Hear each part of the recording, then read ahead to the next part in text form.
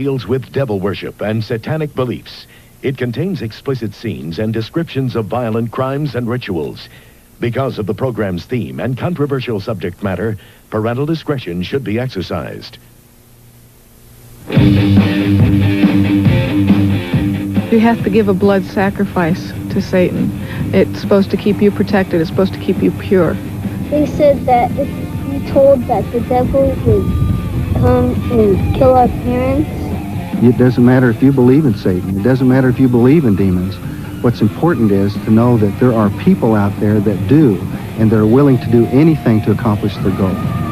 Satanism is more than a hodgepodge of mysticism and fantasy, more than a Halloween motif. It's a violent impulse that preys on the emotionally vulnerable, especially teenagers, often lonely and lost. It basically started out like with the killing of animals. Then there's always the heavy metal music, and drugs don't help. It attracts the angry and the powerless, who often think it's a secret lie. They asked me if I had ever thought about killing somebody just to watch them die, and they asked me if I would like to join a satanic cult. Possessed by an obsessive fascination with sex and drugs, and yes, heavy metal rock and roll. Satan's child. Often Satanism seems to be a personal psychodrama, a kind of license for strange, sometimes violent behavior. A bloodbath would be a cleansing and purification of a planet that has been dirtied and degraded for too long. Sometimes it's just half-baked mumbo-jumbo and scrawled symbols, but other times it goes deeper, deadly. Tommy died as brutally as his mother did, but at his own hands. I loved him dearly, but he also took my wife who I loved. Satanism goes far beyond teenage obsession. Today there are cults that worship the devil, engage in secret ceremonies, believe in ancient, though bizarre theology, all of it constitutionally protected, as long as no laws are broken. I believe that hate is necessary in a controlled way just as much as love is necessary. The other face of adult Satanism is violent and fiendish, centered on sexual ritual and torture, frequently descending into the vilest crime of all, sexual abuse of children. He has drawn pictures of a child being sacrificed. He's talked about animal sacrifices. He's disclosed molestation. And what of their own children? Some are born into satanic cults and grow up as lifelong members. Others are desperate to flee, but dread the penalty of grotesque death. They're going to catch me, it don't matter. I could run and run and run. They're always going to catch me because they're all over. And beyond the mayhem and monsters, it's said that a nationwide network of satanic criminals exists. Start with the warped and wicked Charles Manson. It's everything that human beings don't understand. It's all their fears. It's what they're not sure of. You dig what I'm saying? Satan to me would be God. Or the demented son of Sam killer David Berkowitz. These and others, purportedly linked to the devil worship underground. Here's Satan. Here's Satan. Here's Satan. It's all over the United States and probably all over the world because it's just something that people are experimenting with now.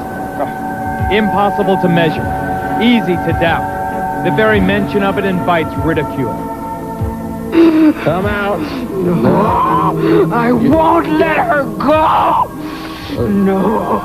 Often the choice is to avoid confronting it, ignore it, find other explanations, or laugh it off. That is not the choice we have made tonight. We have chosen to ask why.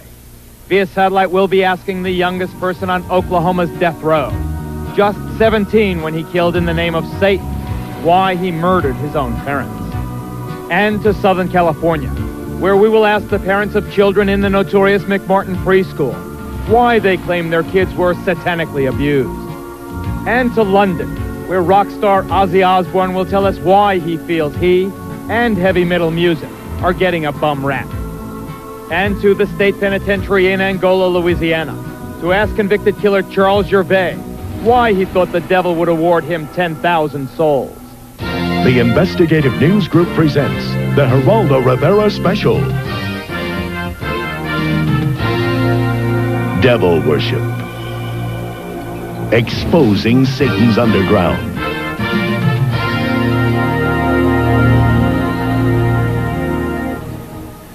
Whether a Satan exists is a matter of belief. but we are certain that Satanism exists. To some, it's a religion. To others, it's the practice of evil in the devil's name. It exists, and it's flourishing. Members of our studio audience tonight will attest to that. They are friends and foes of Satanism, devil worshippers and law enforcers, experts and victims. They'll help us understand this force that exalts evil and darkness. We'll be asking why. Why does it exist? And why does it appeal to so many vulnerable people, especially the young?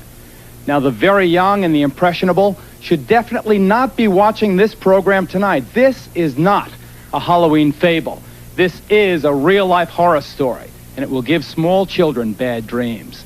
As for teenagers and their parents, we hope you are watching, because it's teenagers who are most likely to fall under the spell of this jumble of dark, violent emotions called Satanism, and in some cases, to be driven into committing terrible deeds.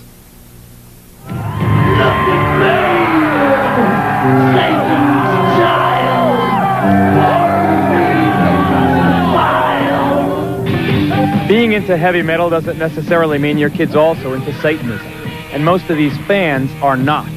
But there is an undeniable connection between obsession with the really hard stuff and the occult. This stone pony from Kansas City is named Spike. The upside down cross is a symbol of Satan. Ozzy is a rock and roll singer, and most acid rock is involved with Satanism. Let him who hath understanding reckon the number of the beast. A heavy metal freak from Louisiana, Joe got himself into self-mutilation in Satan's name. We'd cut our arms and let the blood drip into a cup, and we'd pass it around and drink from the cup, from each other's blood. Kim from Colorado also practiced the gruesome ritual. Violence with blood. We like to see blood, and we used to eat blood and stuff like that. Drinking blood as entertainment is apparently a staple in the acts of heavy metalists like Wasp. My life became centered not only around the marijuana I was smoking and the booze I was drinking, but it became centered around Satan. Although Satanism is more obvious in the lyrics of groups like Megadeth, Slayer, Venom, and Iron Maiden, in St. Petersburg, Florida recently, satanic symbols filled the air at this concert by Danish-born King Diamond. How much can you influence kids? I think people are too clever to be influenced by watching a band or listening to an album to go out and do the same, because if they were that easy to influence, watching the news, you get the real thing, and everybody knows that, right into your living room. Personally, I am a Satanist, a practicing Satanist, but we never tried to preach that religion to anybody. Bull. An avowed Satanist, Diamond's protest that he's not preaching is belied by lyrics laced with references to death, graves, and evil. Of course, to some, it's just rock and roll rebellion. Satan has nothing to do with this kind of a concert. It's just an outlet to have a good time. Parents think, oh, Satanism, their kids. It's killing their kids. It's not killing their kids. The parents are screwing up in the beginning. We're the next generation. And you like it!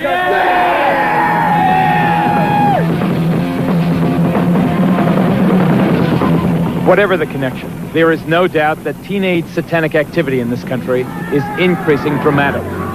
In Bayou country in southwest Louisiana, one persistent problem has been grave robbing.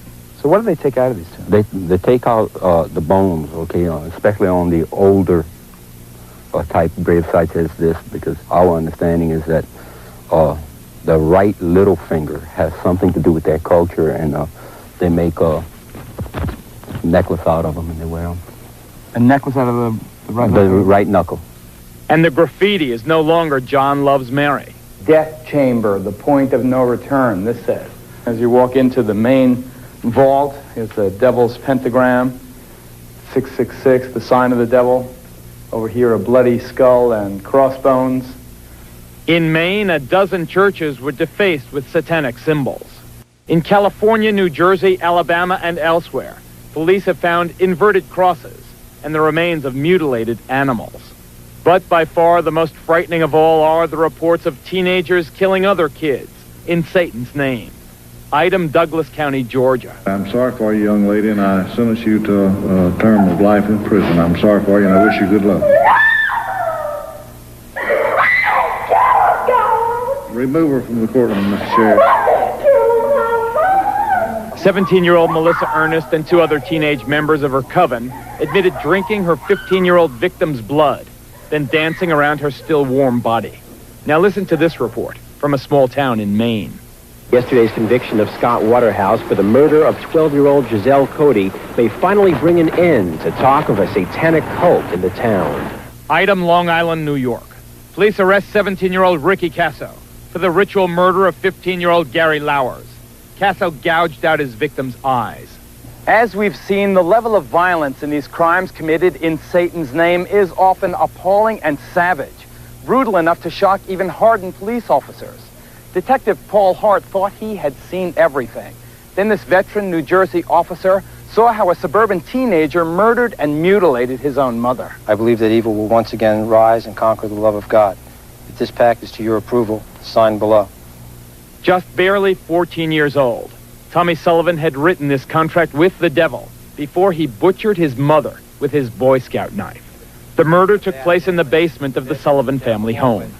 As we came down here, we found Mrs. Sullivan laying on the floor just about in this area here. Describe the condition of the body. It appeared that her throat had been cut and a good portion of her face had literally been slashed away. Tommy died as brutally as his mother did, but at his own hands. What did Tommy then manage to do to himself? What wounds did he inflict on himself to kill himself? His first self-inflicted wounds were a series of wounds to his wrists. 3, if I remember correctly, deep enough to actually sever the arteries and the tendons in his arm, enough to snap back his wrist. And after doing that, he literally slit his throat from ear to ear with this 3.5-inch knife from the windpipe all the way back to the spinal column, and to the point of almost taking his head off. Understandably unable to live with the gruesome memories in their family, Tommy's father and younger brother have moved out of state. Do you think you can ever find it in your heart to forgive your son? I don't know. I loved him dearly. But he also took my wife, who I loved. How could this happen here? To a nice boy from a good Catholic school and a fine middle-class family. Sure, he was obsessed by the symbols. This is what his room looked like on the night of the murder and suicide. But heavy metal is not answer enough. You're a veteran of Vietnam. Had you ever seen anything that brutal? Certainly in an area like this, in a town like this, in a neighborhood like this, you don't expect to see that type of violence. And it was brutal. It was brutal, and there's few of us that will forget that. Nor do you forget these drawings Tommy made just before he killed himself. But you continue to search for the reasons. What made Tommy? What made the others do it?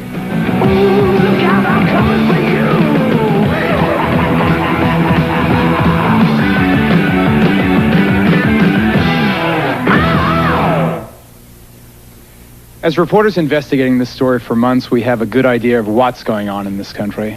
Our big question tonight is why. This is Detective Sergeant Paul Hart. Yes, stand up, Paul. He's the man, the cop who investigated the Tommy Sullivan tragedy. I've never heard of wounds that ferocious, and the pictures are even more appalling. Pictures that we did not show here. Do you think, you're not a theologian, you're a cop, do you think that Tommy was possessed? I think that possession is a state of mind, and it would have been a hell of an interview with Tommy had we located him. Certainly, like I had said before, his death was as violent as his mother's. Father LeBar, you investigate these cases for the Catholic Church. Is it the Church's position that demonic possession is possible? It certainly is. There have been many cases down through the centuries, many in our own decade, for example, of where the devil has actually possessed people and caused them to do many strange things. So you believe it's possible? I believe not only is it possible, it is a reality in some very select amount of cases. Let's go to London for a quick exchange with Ozzy Osbourne. Ozzy, I'm glad you're on the program. I'll interview you in greater detail in a couple of minutes. The one thing I have to ask you now, though, is, of course, the vast majority of your fans and the fans of heavy metal music are not Satanists. But there is no doubt, at least not in our reporting, that that heavy metal music plays a role.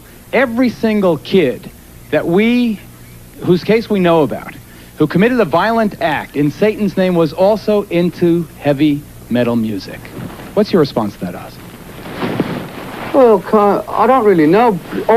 All I do is make music. You know, I don't sit down and purposely plan to freak everybody out. I mean, I always have played heavy metal music.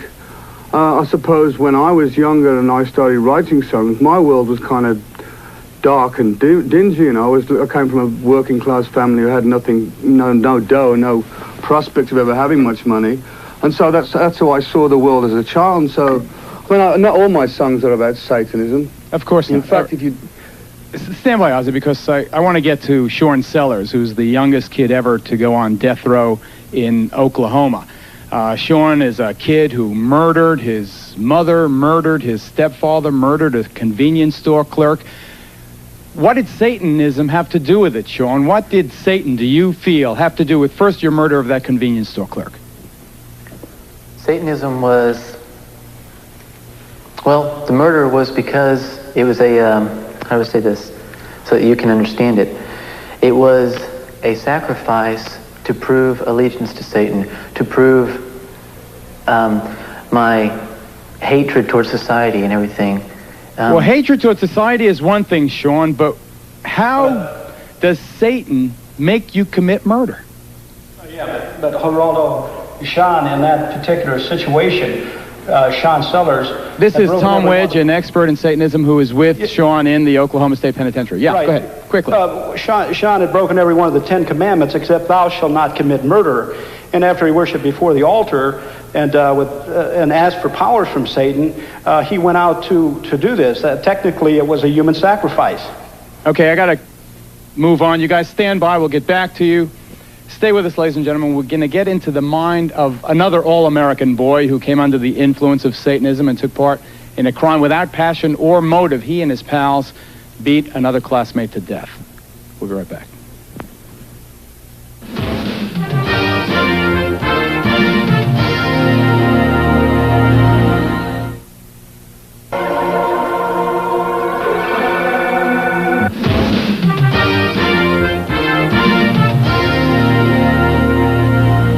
As you may have heard, we faced a much publicized dilemma in putting this program together. Many of the things about Satanism are offensive, and putting on an offensive television show was not our aim, so the most gruesome scenes have been left out. Now, what we've kept is strong. We think it's strong enough to get across an effective warning. Satanism can be cause for concern. Its roots are anywhere. Its roots are even in the very heartland of this country. Take a look. Carl Junction, Missouri. A town of about 4,000 souls in the heart of the Bible Belt, where people believe in God and the devil. Periodically, satanic graffiti and some mutilated animals turn up, causing alarmists to cry that satanic cults are operating in the area. Those charges were routinely discounted until a group of students from this high school shocked the entire nation. Late one night last December, 4 teenagers who had been dabbling in Satanism carried baseball bats, a cat, and a length of rope to an isolated spot near their small town here in Missouri.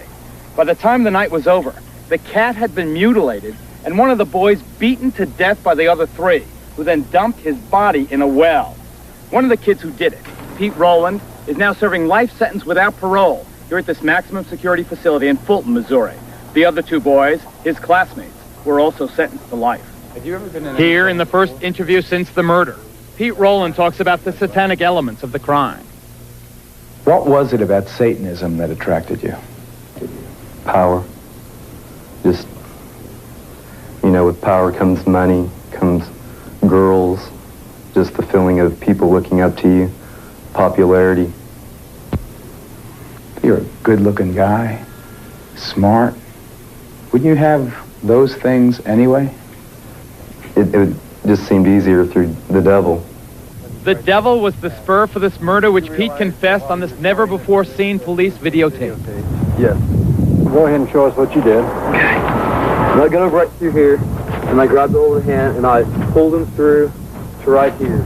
So the victim, and he was still moaning a little bit and going, like kind of like that. Brought this bat here, Pete. Okay, this is the bat that I threw. This is the third bat. Quite a bit of blood and hair on this thing. You can see a lot of hair on the end of it. Who all hit him? Me, myself, Jim Hardy, and Ron Clement. It basically started out like with the killing of animals. Then there's always the heavy metal music, and drugs don't help. Sometimes I didn't feel like I was the master of my own body. Like something else kind of took over with inside of my mind. What took over?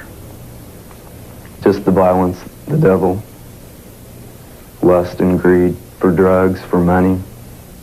Pete gradually withdrew from family life. That is probably one of the main things I noticed.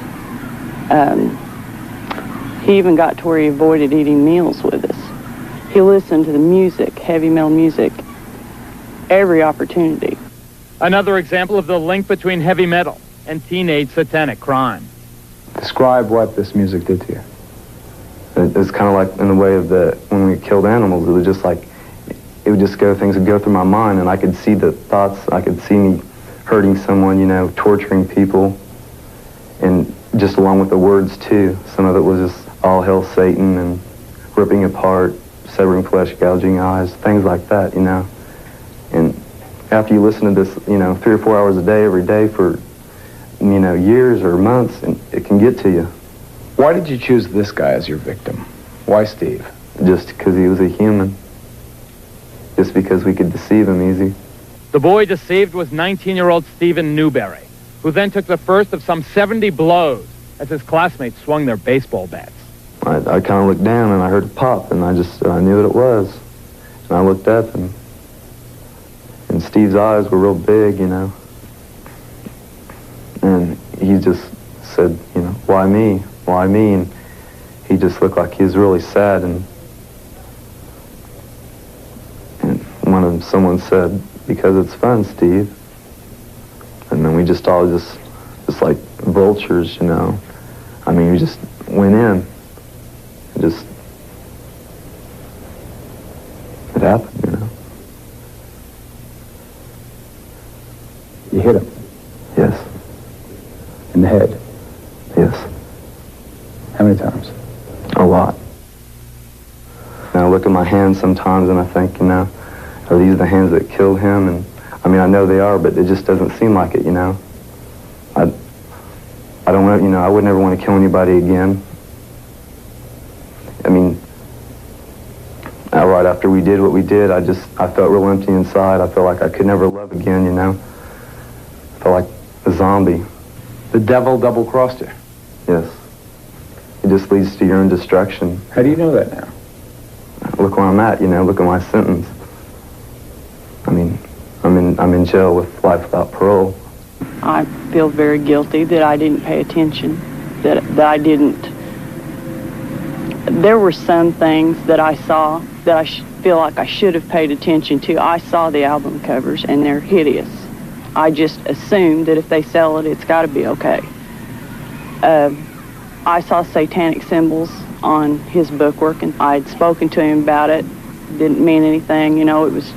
I assumed it was a passing phase. I had my things when I was that age. I assumed that he had his. I assumed wrong. And I would advise anybody, if they see anything like that, to look into it. Don't ignore it. It doesn't pass. It's just something I'll never get over, ever. Parents, heed the advice of Pete Rowland's mom. Pay attention. Satanism is not a harmless fad or a passing phase in some of these kids' lives. Ozzy? Yeah? I know that your lyrics are less excessive than groups like Slayer or Venom or Iron Maiden or some of the others, but still, for some reason, maybe it's because you've been around for so long, I see tattoos of your name on some of these, teenage devil worshippers' arms. Wherever I see devil graffiti and satanic graffiti, I see your name also.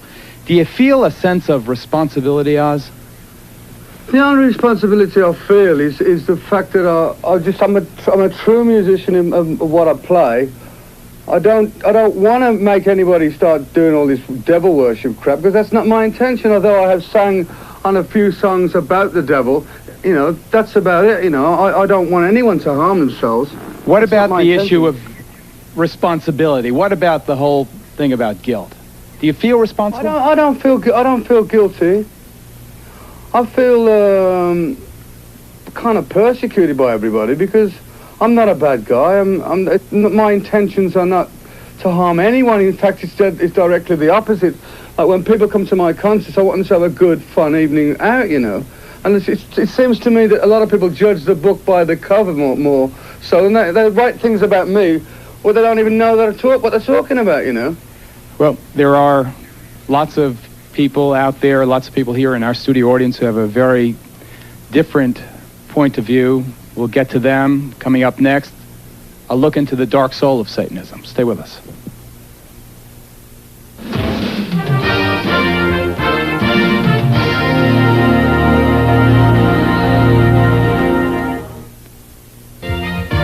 Satan means whatever I'm looking at, whatever I want it to mean.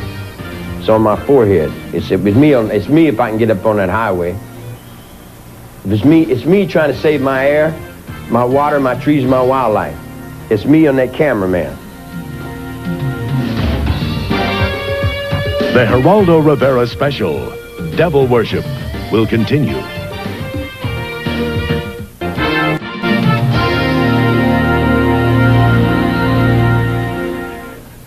Once again, a warning about some tough language and descriptions in a report that we'll have for you in just a moment. Let me introduce you first, though, to Zeena LaVey. Her father, Anton LaVey, is, I guess, the founding father of Satanism in this country. Founding it about 25 years ago, Zeena? Yeah, approximately 25 years. Can you tell us with any certainty how widespread the religion of Satanism is in this country or around the world? Well, the religion is worldwide. We have members just throughout the world, and it's a legitimate religion. It's perfectly within it's legal. But how many people? Hundreds, thousands, tens of thousands, hundreds of thousands? Hundreds of thousands, I can't say. Thousands, easily. What is it, Dr. Aquino?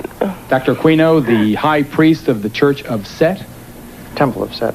Temple of Set, also a colonel, interestingly enough, in the United States Army. What is it, this Satanism? I think that there is some confusion tonight because this same term means something different to Satanists than it does to Christians in the United States.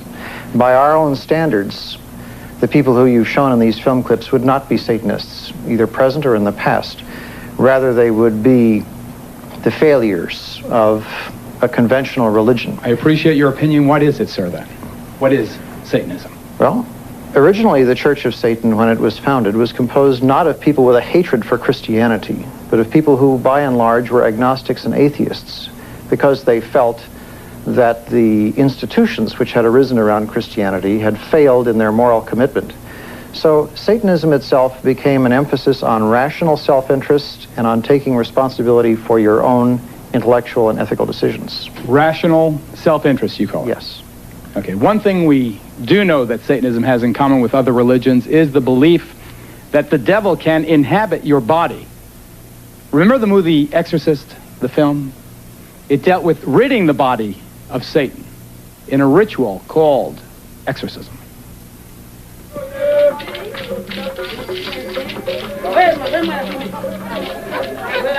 As we discovered in the heart of the Haitian section of Brooklyn, New York, exorcism is more than just a scene in a movie. It's a common aspect of some people's religious beliefs. Operating out of the back room of this religious curio shop, a voodoo priest regularly performs exorcisms. This one on a woman whose persistent stomach pains were thought to be caused by the devil inside her. I know you've been possessed by the devil for so many years. He been bother you. But today you come to me, and I'm going to let them know he cannot bother you again. With the help of several assistants, and accompanied by throbbing traditional music, the priest's incantations built to a crescendo. Then, in a moment of almost sexual release, the devil was purged from the patient. The chicken intact. The chicken take all the malady, all the sickness away from you. In every way, Southern California is a very long way from the heart of Brooklyn. But at the church of a preacher named Roy Masters, exorcisms of the devil appear just as sincere, far out, and dramatic. With a background in show business rather than theology, Masters claims the members of his congregation react so profoundly to the laying on of the cross because they feel and fear themselves possessed by the devil. Come out. No, I won't let her go. No. Devil worship is as old as religion itself. It's the grim alternative, the flip side of life. Evil over good, dark over light, Satan over God himself. Come forth and bestow these blessings of hell upon us. Forced underground by the religious hysteria of the Middle Ages, Satanism was resurrected, first by an Englishman named Aleister Crowley in the early 20th century. It entered its modern era in this country just about 25 years ago, under the theatrical guidance of Anton LaVey, California-based high priest of present-day devil worship. LaVey founded the Church of Satan. Now, despite its preachings of evil and hate, the church and its offshoots are constitutionally protected religions. I believe that hate is necessary in a controlled way just as much as love is necessary. LaVey penned the best-selling Satanic Bible. It's the handbook of devil worshippers everywhere. And for a time, he was considered chic enough to attract the attention of Hollywood. After working together on a film, LaVey made Sammy Davis Jr. an honorary member, while the late Jane Mansfield was for a time among LaVey's most passionate followers. Most of the people that are in my group are professional people, they're business people, they're people that are from very responsible walks of life.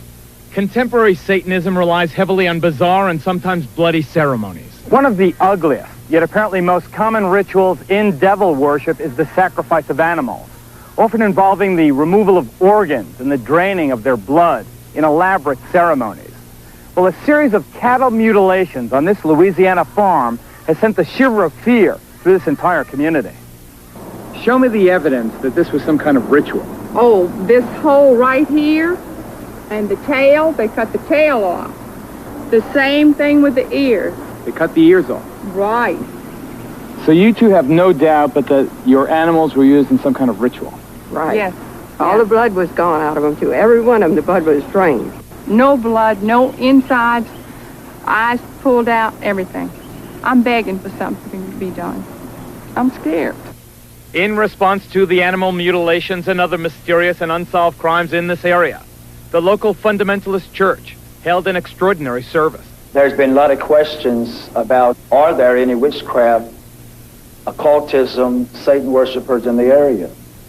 And the answer is obviously yes. The only way to deal with Satan, which is spirit, is by way of spirit. The preacher asked his flock to protect themselves with their faith, but some chose a more down-to-earth method. Brother Blunt, I believe in the Lord, and I believe in you, but I'm still going to carry my gun because I'm scared. In our investigation, we discovered that some of Satan's soldiers are also high-ranking officers in the United States military. Here at San Francisco's Presidio Army Base, for example, Lieutenant Colonel Michael Aquino led a double life as a satanic high priest. The colonel's cult is listed in the San Francisco telephone book, and his phone answering machine boasts of his affiliation. This is the Temple of Set. The temple is the only international satanic religious institution fully recognized by the United States government. Indeed, the Army does officially recognize Satanism as a legitimate religion and supplies chaplains with this guide for ministering to the satanic soldier. Yet unofficially, some charge that Army bases have become sanctuaries for devil worshippers. Just last month, under a full moon, I took a midnight tour of the Presidio grounds with police investigator Ed Abanovsky. Are you saying that there was a satanic cult active right here on the Army base? Yes, we believe so. There's evidence to substantiate that. they had satanic rituals going on. There's an altar in there, and all of the graffiti on the wall would indicate that. Let's see if I can see it. How'd you find this place? This is a fortification during World War II. During World War II, where they had gun batteries. I can see a pentagram painted on the wall. I can see the words Prince of Darkness. On this wall, I see several inverted crosses and other obvious satanic ritualistic paintings or symbols. Joseph, we've agreed to conceal your identity, but you are an officer in the United States Army. That's correct. And you were an officer in the United States Army during the time you were a member of this satanic organization. Yes. Did the authorities at the Presidio know that a satanic organization was active on their base during the time that you were a member? They were very much aware of it, yes. The present base commander, Colonel Rafferty, says that today, at least, I know of no satanic activities whatsoever in this area. Satanism may be a constitutionally protected religion, but similar to another recent case at the United States Military Academy at West Point. Here, charges surface connecting ritual child abuse at the Presidio Daycare Center to the devil cult. It was here, parents and others allege, that as many as 60 young children were ritualistically abused by soldiers of Satan. What actually was done to the kids? Oral copulation, sodomy, defecation. They were urinated on. The former chief juvenile investigator at the Presidio, Ed Abanofsky, is here. He's now a deputy sheriff in Santa Clara County. Colonel Aquino, we note, sir, for the record, that you were originally implicated in the dreadful charges of child abuse. We note also that no charges were ever brought against you, and presumably you have been cleared. Would you like to comment on why those charges were brought against you? Well, the entire time that the so-called child molestation scandal was occurring at the Presidio, the time period when these terrible events were supposedly taking place, I was assigned to the National Defense University in Washington, D.C., and my wife was out there living with me. But is it not a fact that a 3.5-year-old girl identified you as the alleged perpetrator of molestation? No, as a matter of fact, it is not the case. An accusation was made by her stepfather, who was an Army chaplain, speaking on behalf of this child. In her original interview with the FBI, she denied ever being molested. Well, I've seen you are innocent until proven guilty. You were never charged in this case. I don't want to belabor the point. I have seen, however, the affidavits for the search warrant of your home, and they indicate the child is speaking to the authorities, not her father. This was after she had been subjected to therapy. Let's say you are innocent of that. You are no longer at the Presidio. You are now in St. Louis, but you are still a serving officer or colonel in the United States Army. Do you feel it is inconsistent with a high-ranking officer sworn to uphold the Constitution of the United States that you are also a practicing Satanist? Not in the least. The Army has known of my religion for the last 20 years. There has never been a problem with it, any more than there's a problem with other members of minority religions. But let me read from the Satanic Bible. Quote, this is the number one, commandment. Death to the weakling, wealth to the strong. How can you believe this and still uphold the Constitution of the United States? Death to the weakling? Well, for one thing, what you're looking at there is a highly polemical book that was never meant to be taken literally in all of its commandments. Father. Yes, and I'm aware of that, and I'm also saying that members of the Church of Satan understood that much of this book was in the form of a polemic. It was a statement that was dramatically made, but was not intended to be taken literally in all its respects. So we should not take this book literally? Correct. This is Dr. Walter Grote, would you stand, sir? Whose daughter was allegedly abused at West Point, the United States Military Academy. You were a captain in the United States Army. Aside from what allegedly happened to your daughter, which I know you allege was part of a satanic cult, and having nothing to do with this man, I state again for the record. What is your feeling, sir, on the fact that a serving officer in the United States Army is also a professed Satanist, a high-ranking person? Well, I think in this election year, we've heard a lot about values, Geraldo.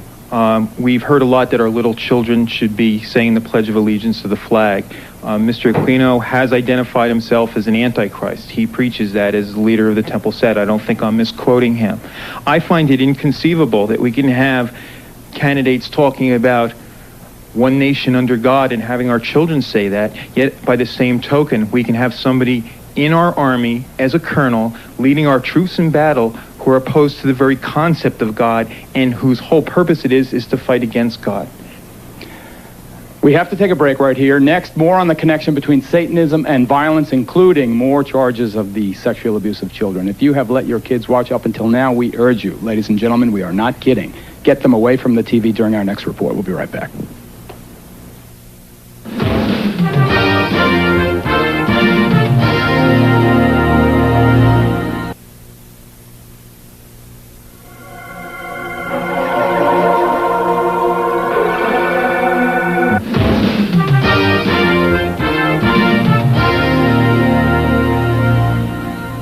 Once again, parents, we urge you to heed our strongest warning about this next report on the abuse of children, the alleged abuse of children, because if the point of devil worship is evil, what could be more evil than this? That's the baby right there. Right here? Uh-huh, it came out of her already. What'd they do to the baby? Then David took it and kept throwing it against the wall, and he killed it, and he took it in the house. No, you saw that? Yeah. These are pictures that can chill a parent's soul. They're a symptom that something dreadful, unspeakable has happened to the child. In this case, it's an 8-year-old boy from Grenada, Mississippi. They took us in an old caboose. And they had these things they called Spains. Spains? Yes, Spains. They stuck it up my butt. Who stuck it? David. Your dad? Uh-huh. Ow, did it hurt. 2 doctors have provided medical evidence that from a very early age, this boy has been repeatedly abused. His mother goes further. She claims the sexual abuse happened as part of a satanic ritual. Do you allege your husband was part of a satanic cult? I allege that he was the high priest of a satanic cult. David, the boy's father, has never been formally charged. He's now in hiding. Now, incest is certainly not new, but apparently more and more of it is taking on the dark overtones of Satan. She talked about there being a Satan, and she talked about there being boys that had hurt her. Listen to what this 5-year-old girl from Orange County, California, told her mother her father did to her. Daddy was heading the meeting, and he wore a real-life baby foot around his neck. She says they each drank the blood, and then they all hurt me. Said, how did they hurt you? She spread her legs and pointed to their crotch and says, right here. And it gets worse. According to his family, this severely traumatized 10-year-old boy, also from Southern California, was allegedly molested by a trusted neighborhood minister as part of an ongoing satanic cult. Jimmy talks about having a gun held to his head, about being shown a skeleton, about having to touch the skeleton. He has drawn pictures of a child being sacrificed. He's talked about animal sacrifices. He's disclosed molestation. In the very places created to care for children, in nurseries and daycare centers across the nation, there are increasing reports of ritual sexual abuse. The children of McMartin are still filled with lurid stories of their awful experience there. What did they say the devil would do to you? They said that if we told that the devil would come and kill our parents, and he said that we wouldn't live to be the age 9. What were they doing to you? Molesting me. What does that mean? What does molesting you mean? Touching us in places we don't want. And then they would, threaten us, oh, you don't say a word, else we're going to come to your house and kill everybody except for you, and we're going to send you to the devil and everything. And they would scare us really much. No region in this country is beyond the reach of the devil worshippers. Even here in the heartland of America, stories of ritual abuse crop up. The children you're about to meet were born into it. They say their parents forced them to witness bloody rituals, and even they say to participate in ritual murder. Now in the safe haven of a concerned foster family, the children are haunted by their personal nightmares. My dad was involved in a lot of it. Okay, he's like one of the main guys. He's a leader or something. He made us have sex with him and with other guys, and he's done it with other people. I don't know. I just don't like him. Tell us what else besides having sex with him and the other guys that made you do. kill kids and be there and involved in everything else that happened. And I had to be there. And if I didn't, he threatened, you know, like, you're going to be killed, or people aren't going to believe you if you tell anybody. Or I'll find you, you know. So he said there's no way out and you must do it. We found out she had been defecated on, that it was smeared all over her body and put in her mouth. My children have talked about all of those things and worse. They've talked about having to kill other children. Well, she told me about the time from as we think was about a year and a half, 2 years old, when this was the Satanic cult that she was involved with. And she was made to take a gun and put it up to someone's head. It was another child, and pull the trigger. One of the greatest difficulties in reporting a story like this one is that so much of it sounds so outrageous, too dreadful, too bizarre to be true. Well, here in Nebraska and elsewhere across this nation, concerned citizens have gotten together to defeat that disbelief. This organization is called Believe the Children. Its guiding principle, that the stories these young victims are telling are too widespread, too consistent not to be true. The stories are so outrageous, and I am such an honest person, I assumed everybody would believe me. And to this day, I'll get in the middle of a story and I'll think, they're going to think I'm crazy. This sounds crazy. But when you begin to hear this same thing time and again, different stories, but the same horrible underlying things, the same behaviors in the kids, I just want to scream. I'm a stranger. I come up to you and you tell me this story and I say, I don't believe you. How do you react? What do you do? I just say, well, that's your right not to believe it. But someday, if you see something or you hear something from somebody else, just remember what you heard from me. If we were lying, I don't think we would come up with such good lies. Are you telling us the truth? If this isn't true, I mean, you can do anything you want with me, but it's true. So sad. Let's go now to the McMartin preschool parents who have gathered for us in Los Angeles. You recall that case, notorious case. I must state for the record, however, that the charges against most of the defendants have been dropped. Charges are still pending against 2 of them, however. We know that the parents and the children allege child abuse. What is much less known is that they say it was ritual abuse as part of a satanic cult. Whoever is the designated spokesman there, please tell us why you believe this was part of a ritual cult, abuse as part of a satanic cult. Well, the easiest reason to that question, Geraldo, is the fact when the children started talking, they started talking about robes and candles. They described an Episcopal church.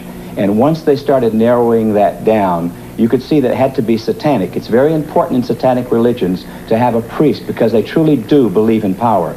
The difference only between Catholicism and the Episcopal religion is almost done. They both use wine, they both use bread, and so on. The truth about Satanism is they truly do use blood, and they mix it with urine, and then they also use the real meat, the real flesh. This is what makes Satanism true, and this is what 1,200 molested kids in the city of Manhattan Beach have told the Sheriff's Department, and it's an outrage that we are where we are with this case, and these poor unprotected kids that have, that's a third of the school system in the city of Manhattan Beach has been molested.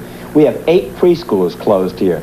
This is the child molestation capital of the world. We have more preschools closed in this city than any city this side of Detroit, and I'm not picking on Detroit. Right. You may have heard of a case here in New York recently where last year, actually, a little 6-year-old girl called Lisa Steinberg was murdered, allegedly by her own step-parents. Well, that trial for the murder of that little girl opened here in New York today. There were some shocking developments. The defense attorney stated that in some way the parents, or at least one of them, was a member of a satanic cult. That just today here in New York. We're joined now by Maury Terry, author of The Ultimate Evil. He has been studying this and other satanic cases. Why do you believe the satanic cult had something to do with this case of Lisa Steinberg? Well, in the first instance, Geraldo, the police removed demonology books from the Steinberg and Nussbaum apartment in New York. In the second place, I have seen writings done by Hedda Nussbaum, the adoptive mother of Lisa, if you will, in which she admitted that she was involved with a cult on Long Island that practiced rituals and conducted pornography and were involved in child pornography. What's this? Here is Hedda's diary. This is her own diary? It is appointment book diary from 1983. You can expect to be subpoenaed after this, sir. Yes, and in it you can see here that Hedda was calling deprogrammers, cult deprogrammers, back in the fall of 1983 in order to try to get herself out of this group in Long Island that she had gotten involved with. You have a sketch drawn by Lisa? We found in the Steinberg apartment a sketch drawn by Lisa in her own hand. Look at it, ladies. Book. That's drawn by Lisa Steinberg with the satanic pentagram on it and with the descending crescent moon above it. This, I was told, confirmed by a principal involved in the case, that this was the costume that Lisa wore at the rituals on Long Island, and that the costume scared her. I was also told by a principal involved in the case that they put makeup on Lisa in order to make her look more like an adult, and she hated wearing the makeup. The prosecution is trying to present this case as a simple homicide. What I'm saying to you here now is that there is a lot more evidence in this case. The case goes much deeper than is being portrayed as going, and this evidence that we're revealing here tonight should certainly graphically illustrate that fact. We'll be right back, folks.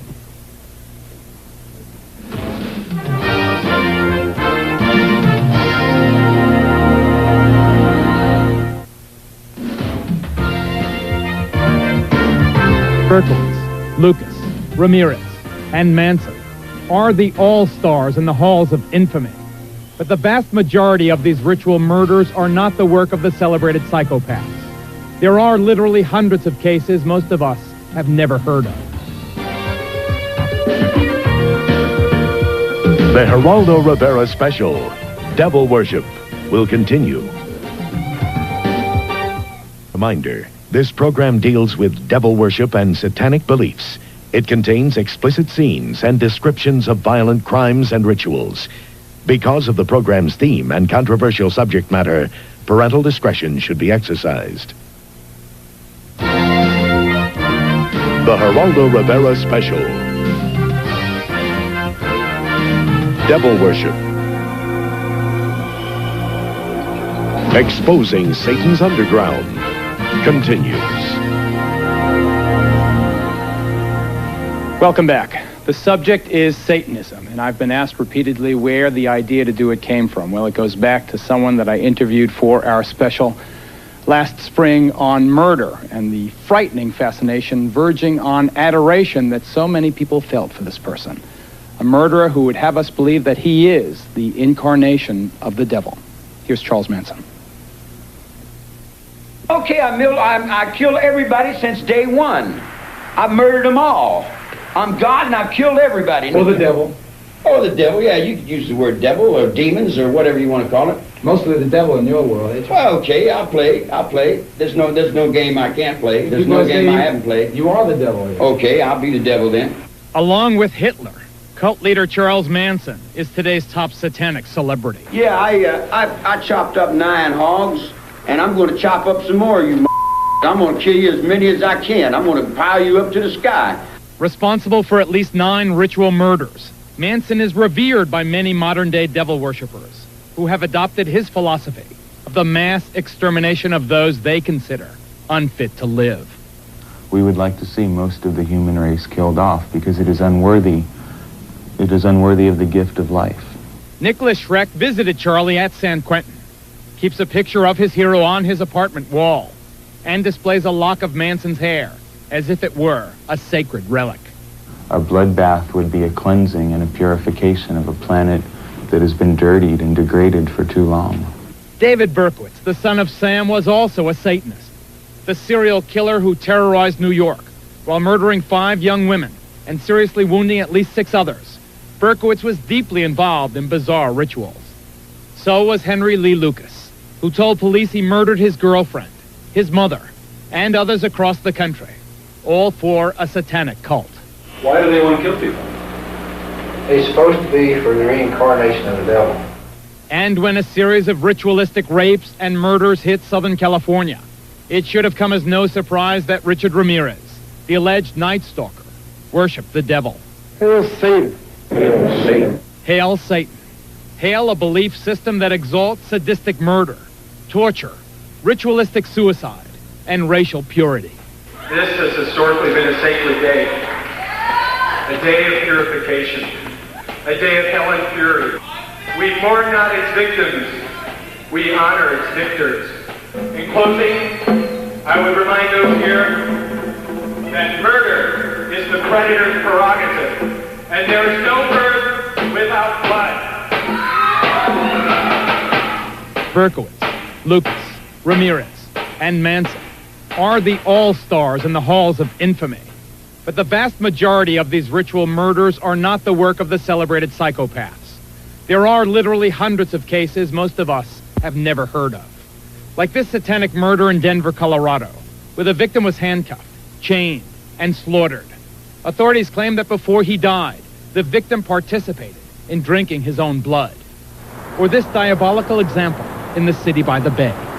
Here in a rundown San Francisco neighborhood far from the tourist attractions and the Golden Gate Bridge, a satanic cult committed crimes of incredible brutality. This is the story of that cult and of its leader, a devil-worshipping murderer named Clifford St. Joseph. The body was tucked underneath the front wheels on the curb side, wrapped in yellow blankets and tied with guitar string. What was the condition of the body when you found it? It had a number of unusual wounds on it. One of the most unusual things was a design carved into the chest of the individual. And once we examined it more closely, it was an upside-down pentagram. The Devil's Pentagram, the inverted five-pointed star found on the unidentified corpse of St. Joseph's victim, is apparently the principal signature of Satanists. Like a recurring nightmare, it shows up at crime scenes and in their graffiti everywhere. At St. Joseph's apartment, where this grisly murder was committed, I talked to Ed, a fringe member of the cult, and the state star witness. What was going on in this apartment? They asked me if I had ever thought about killing somebody just to watch them die, and they asked me if I would like to join a satanic cult. Ritual crime was apparently a regular occurrence at this apartment. In this case of torture and murder, the victim has never been identified. For purposes of this case, he was called John Doe number 60. The first cut would be to the lips. That sealed the person's mouth for all eternity. They also poured wax, I guess, in the eyes, and that sealed their eyes for all eternity. They did much more to John Doe number 60, but we'll spare you the details. Caught and convicted of murder, kidnapping, and ritual abuse, St. Joseph and another cult member are currently serving long prison sentences. Ed remains free, although he claims only to have been a reluctant participant in the murder of John Doe 60. He does admit bringing a teenager here to be chained up and ritualistically abused. How can you say you have no guilt when you bring a 17-year-old kid in here, you help shackle him to a radiator, and then participate in his torture and sexual abuse? Well, I never participated in torture, and no torture was allowed of him. You were having sex with a kid who's chained up. What are you talking about? Well, Ricky, first of all, likes that type of sex. What was going on here is a nightmare. Yes, it is. Yes, it is a nightmare. Are there devil worshippers, are there murderers involved in this particular case still at large? In this particular case, yes. We do know we've had one person identified, other man identified, who was present during this particular homicide. Do you think that this ritualistic stuff is spreading? It's all over the United States and probably all over the world, because it's just something that people are experimenting with now. Satan means whatever I'm looking at, whatever I want it to mean. It's on my forehead. It's me if I can get up on that highway. It's everything that human beings don't understand. It's all their fears. It's what they're not sure of. You dig what I'm saying? Satan to me would be God. That man is so repugnant. All of these satanic murderers are. The acts that they have been convicted of committing are so horrible that the question could fairly be raised again, why are we doing this broadcast? We are doing it, ladies and gentlemen, because it's our feeling that these cases are too often overlooked, too often underreported. We think that there is a widespread problem here that you deserve, that you need to know about. Joining us right now via satellite, we have another convicted satanic murderer. His name is Charles Gervais. He is currently serving a life sentence in Angola Penitentiary in Louisiana. Mr. Gervais, why, in Satan's name, did you hammer and strangle to death an innocent person? Did you really think, sir, that they were going to give you 10,000 souls, this devil? Well, Geraldo, I can't talk about my case. Get to the point about Satanism, Charlie. Okay. There's a lot of confusion in it, and it's mostly people that really don't understand. Listen, what about this 10,000 souls, Buster? That's what I want to know about. Well, that's what I've got into Satanism for. Why? Why? Because it possesses power. Where were you going to get this power? Where were you going to use this power? In hell. In hell. You're going to kill a person on Earth to get the power of 10,000 souls in hell? Are you sick? Nope. Why aren't you condemned to die? Why aren't I? Yeah. Did you use Satanism as a defense? Yes. Ted Gunderson, FBI veteran, former head of the regional office in Los Angeles.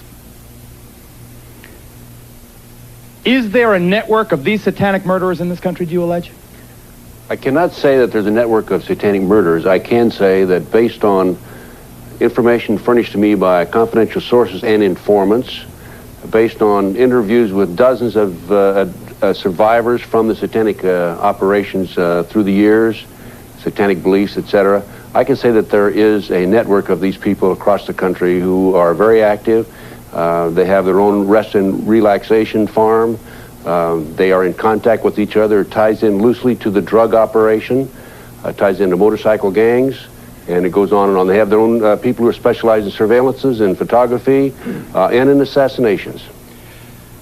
After this commercial break, we're going to have the anatomy of a satanic crime, showing you why law enforcement has had such a difficult time coming to grips with the strange, shadowy world of satanic crime. Stay with us.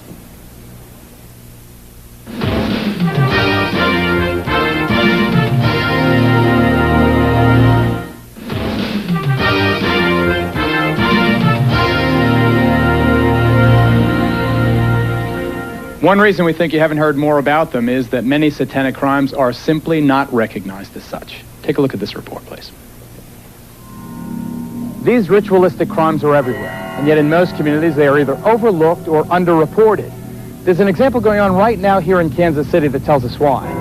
In this house, in a quiet residential neighborhood, a series of brutally violent, horrible crimes have been committed, and yet the police and prosecutor in this town seem either unable or unwilling to draw the obvious connection between what happened here and Satanism. All I know is the whole thing was evil. This 22-year-old, call him Jay, escaped from the House of Horrors wearing only a dog collar.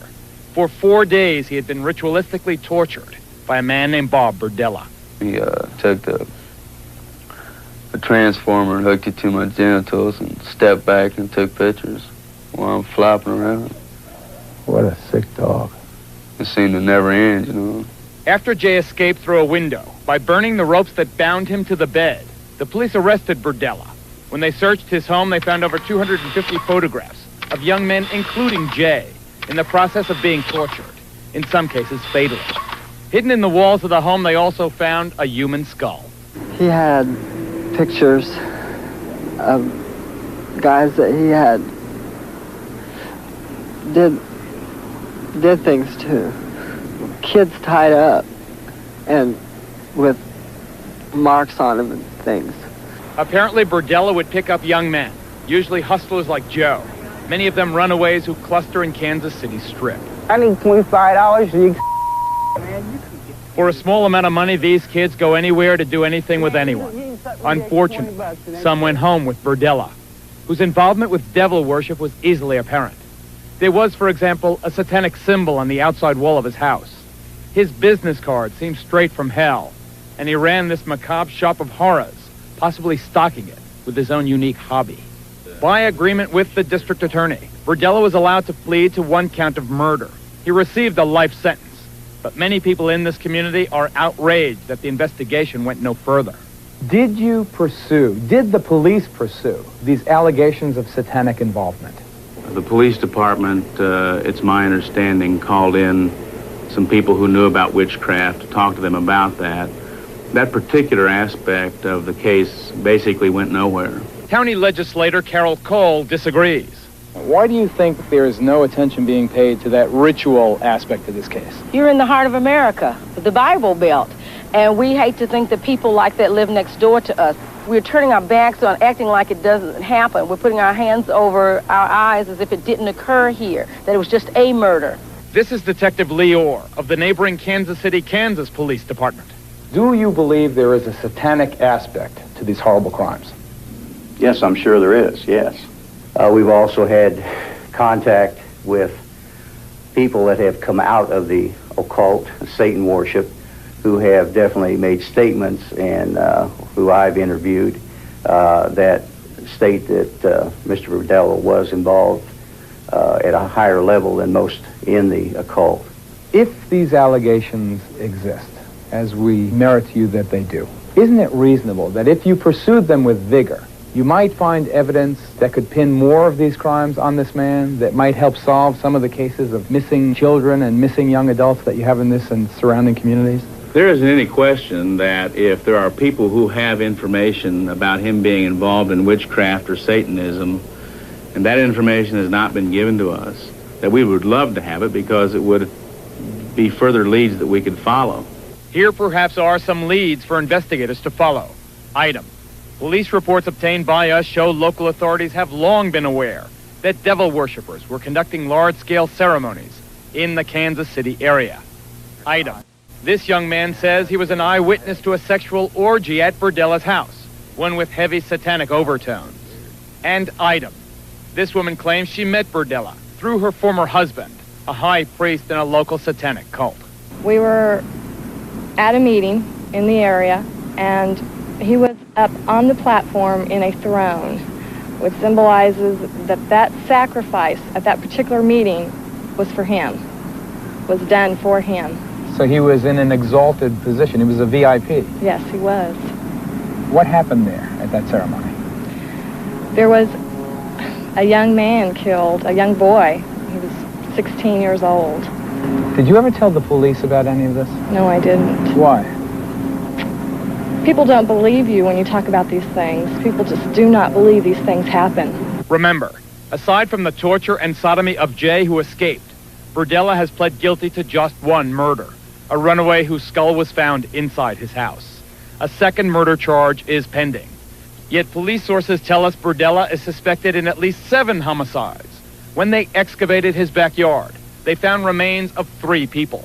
Paul Howell believes his missing 19-year-old son was among them. They found a head right up here, I believe. A skull? A skull right up in this area somewhere. It is one thing for law enforcement to be uninformed. It's quite another, though, for them to refuse to follow known leads. Paul Howell alleges they did exactly that, with the information he provided from his own investigation.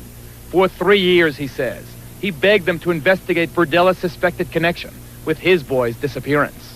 I dug through his trash and found different things. At one time, I thought it was dog remains. Later on, after the investigation, the police come in. 3 years later, I found out that this is the way they said Bob disposed of some of the waste of the human remain. He put them in dog food bags and set them out in the trash. What must it be like to a father to think that his own son was disposed of in pieces in someone's garbage? It's just very upsetting, actually, and want to get even. You want to find everybody that's involved beside Bob and hope that it don't happen to anybody else's kids. It apparently also happened to Harriet's kid, Bonnie's husband James, who disappeared in 1985. When James first disappeared even, we begged him to do something to go in Burdella's house to get a search warrant for any reason to try to find my son in there, because it had been told to us that he was possibly chained up in the house in there. Photographs of James' tortured, apparently murdered body were among those seized by police. Will you charge Burdella with the murder of James Ferris? That is not something that I can tell you yes or no. Will you charge Burdella with the murder of Jerry Howell?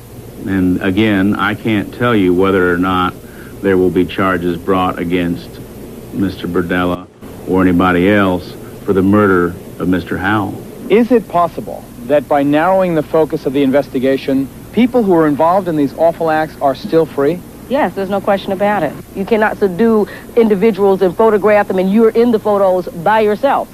So there is a great implication that somebody else that participated in this is still at loose, and they're at large in the city, and you're going to be reading about it again in another 12 or 16 months.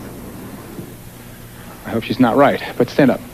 This is Detective Sergeant Lee Orr from the Kansas City, Kansas Police Department. You saw him in the video piece. This is retired Detective Michael McKee of the Kansas City, Missouri Police Department. Gentlemen, the Kansas City Star is reporting as late as yesterday that the district attorney in your community is still insisting that the Burdella case of serial murders or alleged serial murders is not related to Satanism, is not a ritual crime.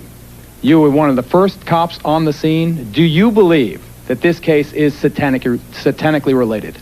It's my opinion that it is. We recovered a ceremonial robe from the bedroom. When we excavated the backyard and dug up the skull in the backyard, it was buried with a jar of feathers and had some burnt wood with it. We also recovered numerous books on the occult from the residence of Mr. Burdella. Now, whether these cases are not being treated as ritual crimes because of embarrassment to the community or because it's easier for cops just to prosecute them as simple homicides, we don't know. Coming up next, we have talked in this program so far, and you have heard the words about child abuse. A woman by the name of Cheryl Horton and others tell an even more grotesque story, ladies and gentlemen.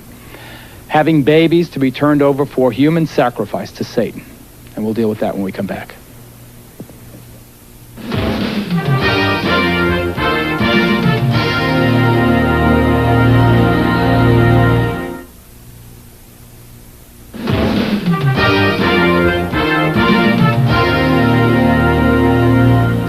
I think sometimes that, ironically, on television, when you give a disclaimer, it has exactly the opposite to the intended effect, and more people tune in than tune out. I'm going to say this as straight as I possibly can. I am begging you, if you're a parent and you've got kids there, that this subject is just too upsetting for your young children. Please get them out of the room or change the station. We urge you to exercise parental discretion. It has been established, as you have already seen on this program, in courts of law now, that human sacrifice is sometimes an element in rituals performed by people calling themselves Satanists. There is no longer any doubt about that, though just how often it actually is done is obviously impossible to know. The ideal sacrifice, we are told, apparently requires babies. And there are those people in satanic sex, including mothers who have belonged, who tell of babies being bred for sacrifice. Take a look, please. Read what they do, Guy.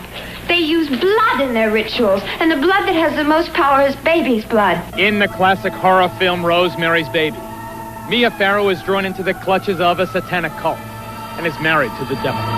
This is no dream. This is really happening. She conceives the Antichrist, providing the group with a living symbol of Satan to be worshipped and adored.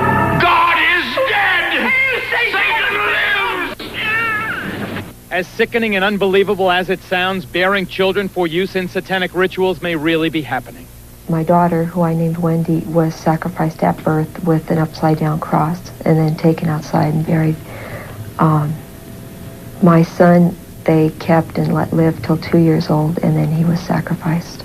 Michael and I had a son, and he was dedicated to Satan at birth, and at 6 months of age, he was sacrificed to Satan.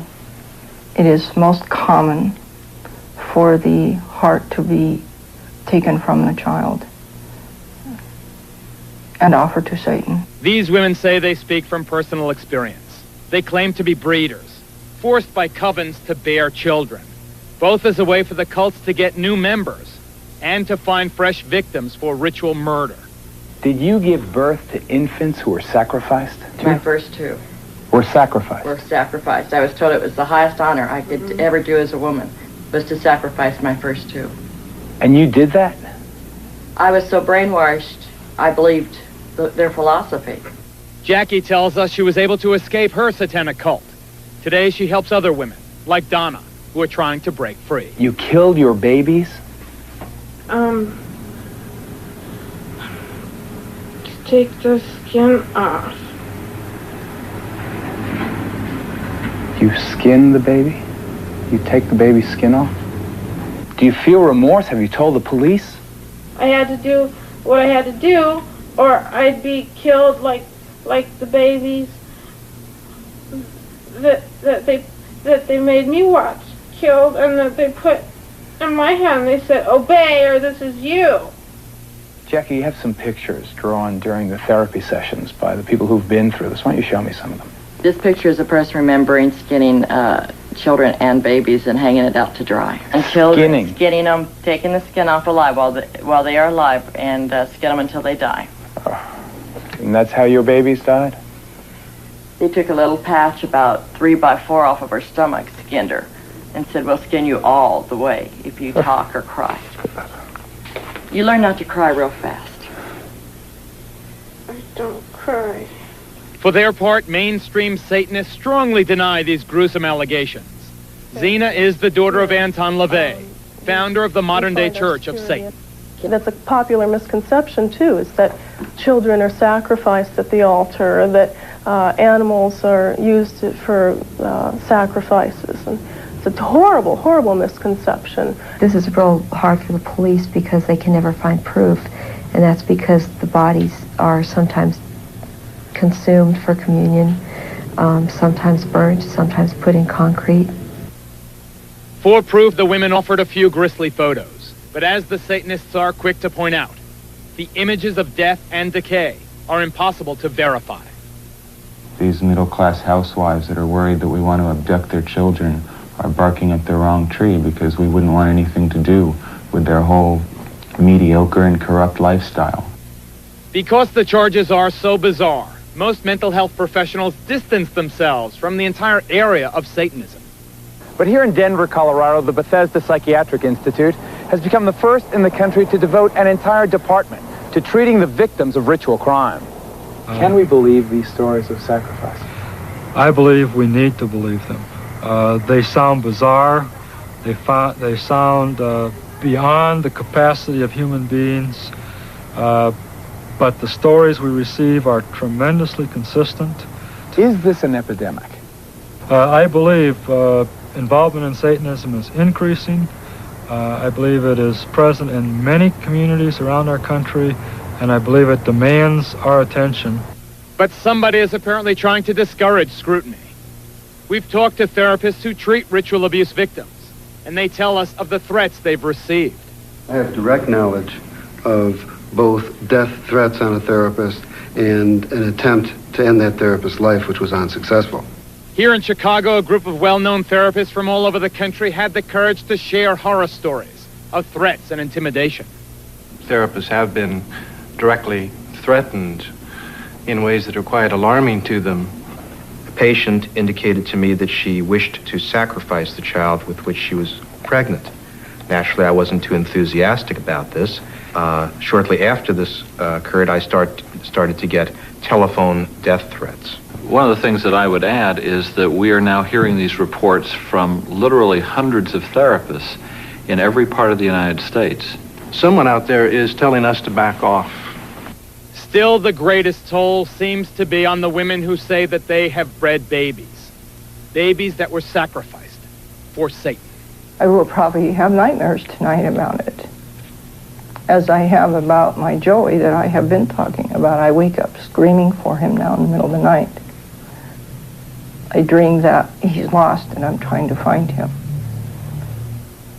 Sickening, so incredibly outrageous, so incredibly unbelievable. But Zeena LaVey, are these women lying? You have to understand that everything, every single thing you've given as examples of Satanism here are completely from a Christian standpoint. That everything you've put forth as being considered satanic is not considered satanic by my standard or my definition of Satanism. Lying? Well, have the bodies been found? Where are they? Cheryl Horton, who joins us via satellite from Los Angeles. Cheryl Horton. Zeena LeVay, a Satanist who A, points out that this is not in keeping with her teaching, but B says, where is the proof? Where is the proof? Why is there no proof if what you're saying is true? Hi, Geraldo. There's no proof for a fact of one thing. They burn the bodies. They either do that, they'll chop them up and dump them in the ocean, or they'll pour them in concrete, or they take and they use them for communion and eat them and then make bones out of the tools. Cheryl, listen. These people are doing murders. Let me interrupt you. Cheryl, please, let me interrupt you. The stories, dump in the ocean, chop up the bodies, these things, they sound like they can't be happening. Ted Gunderson, respected law enforcement professional, recently or retired now from the FBI, former regional director of Los Angeles. Do you, sir, believe that these dreadful allegations of babies being sacrificed are true? I absolutely believe it, without any doubt. Based on the information that's been given to me across the country by numerous survivors and by confidential sources and informants. Then why didn't you name these people and arrest them? Never a name, never an arrest.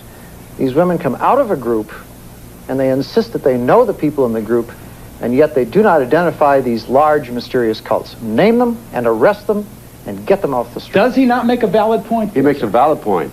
The problem with that is, number one, police officers don't believe it. I may believe it. You may believe it. Some people in your audience may believe it. They don't believe it. Number two, if you decide to investigate these people, you have to, number one, handle it from an undercover operation. If you put an undercover operation into effect, then you have, in a sense, your own police officers become involved in these heinous crimes, and they are, of course, become murderers. And in addition to that, if you do decide to investigate these people, there's a lot of work. And many law enforcement officers are apathetic and don't want to get involved. Ladies and gentlemen, you have heard this. The debate here could rage over this issue alone for hours and hours and hours. Michael Aquino is right when he says there have not been any successful prosecutions for this horrible allegation. Ted Gunderson is a sincere man with a good reputation who says that there are difficulties in the prosecution. Still, the point is it has never been proven in a court of law. Obviously, it needs more investigation, but if these things are happening, then there should be a national task force of federal and state and local cops working together to prove or disprove. Because this is just unacceptable, this impasse. Coming up, we're going to have warning signs you should watch for, parents, and all of our guests will be available for a final discussion about Satanism after this break.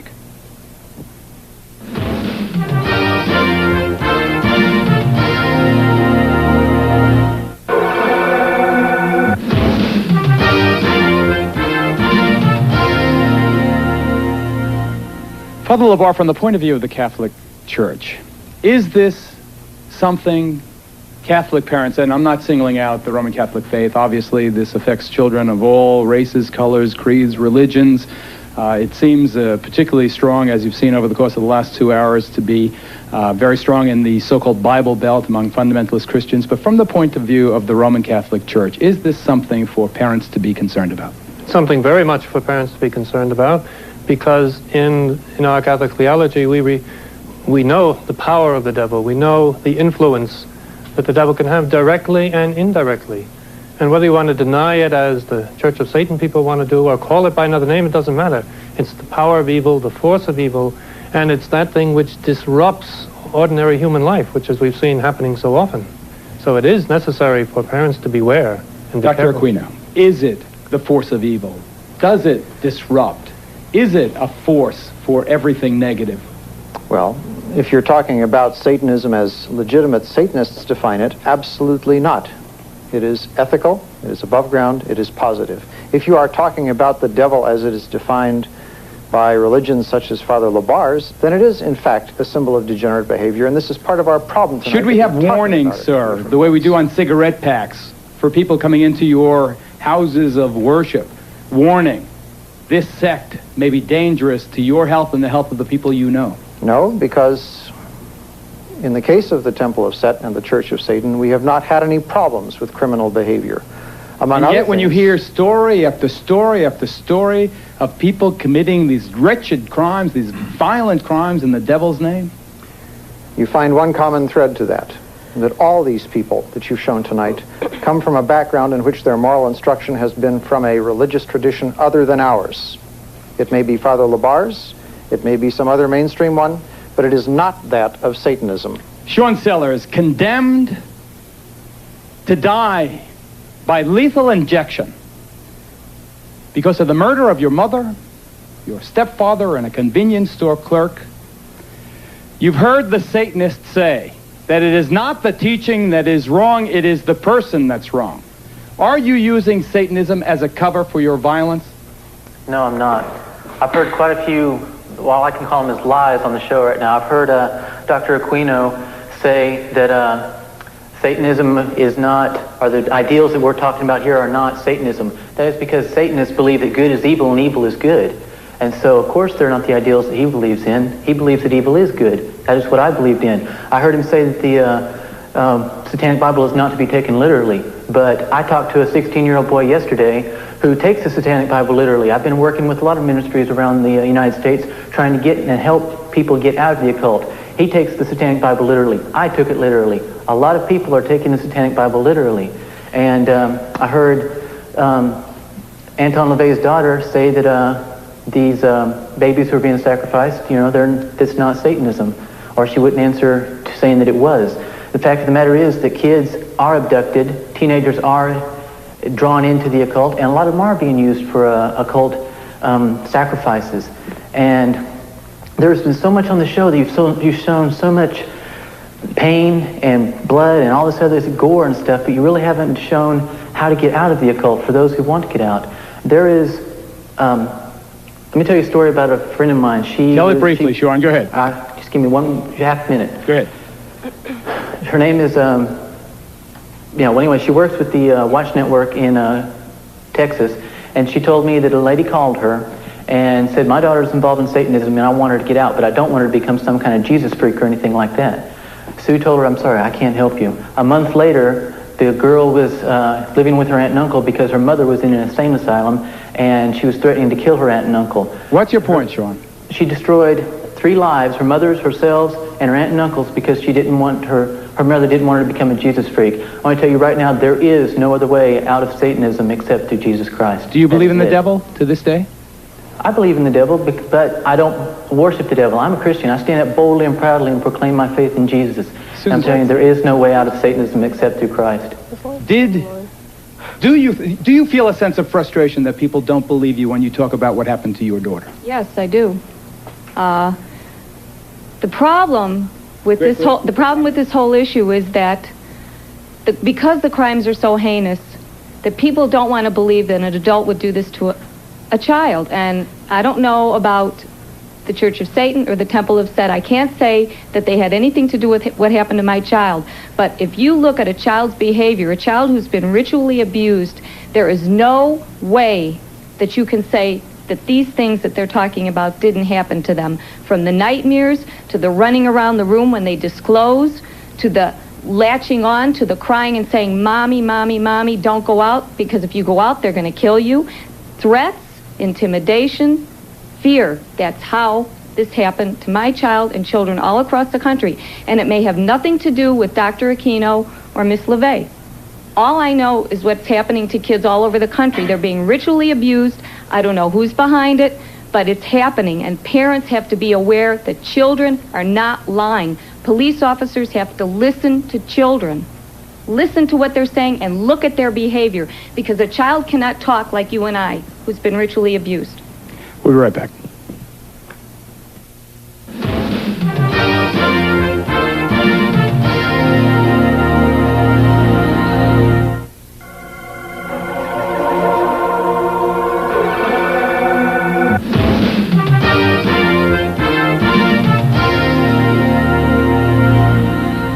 All of us know that life is not safe. Every day we face the possibility of crime and disease and accidents and disasters. So here comes Satanism, which most of us would like to write off as harmless antics by some lunatic fringe.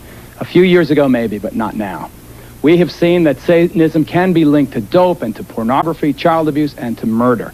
It has led seemingly normal teenagers into monstrous behavior. They preach mysticism. Other people, however, practice evil. And that is why we brought you this report tonight. I'd like to thank all of our guests, especially those we did not have a chance to get to. I'm Geraldo Rivera, ladies and gentlemen. Thank you very much for watching. We'll see you next time. Good night. I wish I had listened to the music. I wish I had thrown it out. I wish I had gone to school and talked to him. Talk to his friends' mothers. Maybe they saw some things that I didn't see. Maybe if we put them together, we could have come up with something. I don't know, but I just think setting back and assuming that this is a teenager's life, when you see things like that, I know for a fact is wrong. I think that my son believed in Satan. In fact, he has said to me that he did believe in Satan. He believed in the power of Satan. He believed if he served Satan, that Satan would give him something in return for his servitude. It's all false, man. It just leads to your own destruction. Look where I'm at, look at my sentence. I mean, I'm in jail with life without parole.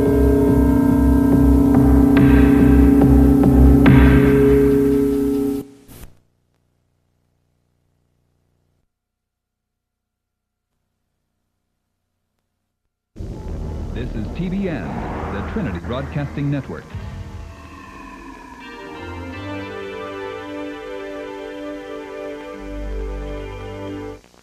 The opinions expressed by the guests on this program do not necessarily reflect the opinions of Dave Reaper Evangelistic Association.